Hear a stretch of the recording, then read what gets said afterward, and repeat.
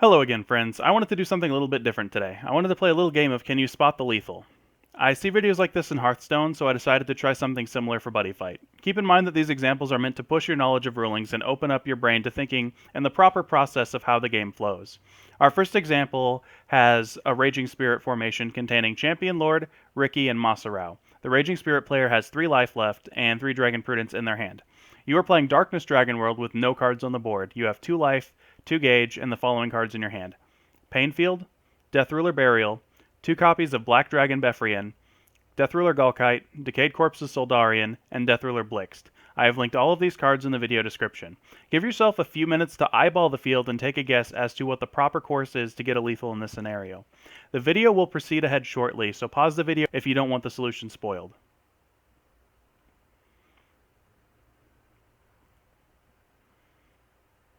Here's the solution.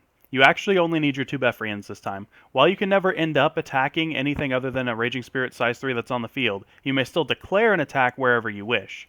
Turn players' abilities always resolve first, so the solution here is to declare an attack on Dragon Kid Ricky with one of your Befrians. Ricky is destroyed by Befrian's effect before the size 3 Raging Spirit has a chance to redirect the attack. The Raging Spirit player will then lose 1 life link damage from Ricky. The other Befrian may then attack Champion Lord, destroying it, and then they take 2 more lifelink damage, ending the game. Every other card after that would just be superfluous. Here's the next one. Your opponent is playing Dragonine. They have 4 life left and a size 3 on their board. They have Green Dragon Shield, Black Dragon Shield, and Ice Dragon Emperor Glaucius in their hand.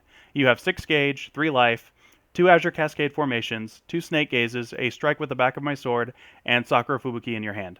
Observe the picture closely, see if you can figure out the guaranteed lethal. Like before, the links to the cards are in the video description. Give yourself a few minutes to figure it out, pause it here to avoid having the solution spoiled.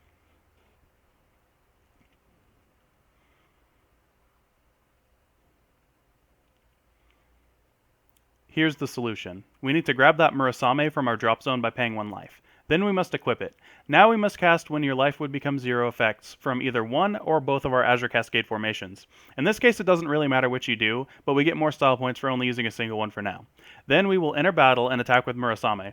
If they use either of their spells to attempt to stop the attack, a combination of the attack going through and the Azure Cascade formation dropping us to 0 and dealing 2 back to them will cause us to deal the 4 damage that we need to win.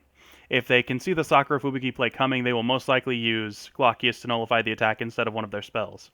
Since Glaucius isn't a spell, it can't be stopped with Sakura Fubuki. If this is the case, then we must use the second Azure Cascade formation, choosing the when your life would become 0 effect once more. Now, we can use Snake Gazes to force ourselves down to 0 to finish the game at this point. The reason why we would want to do this is because if we just go to straight to final phase and try to deal the damage with the impact directly, your opponent can Black Dragon Shield that. However, your opponent cannot respond to you choosing the effect of when your life would hit 0 with Black Dragon Shield because you're not dealing damage, and Black Dragon Shield can only respond to damage that's going to be dealt. So this means that they cannot respond to the impact with Black Dragon Shield, and the impact creates a continuous triggered effect, meaning that the moment your life hits 0, it happens instantaneously. There is no chance for counter timing, so they can't cast Black Dragon Shield in response to that either.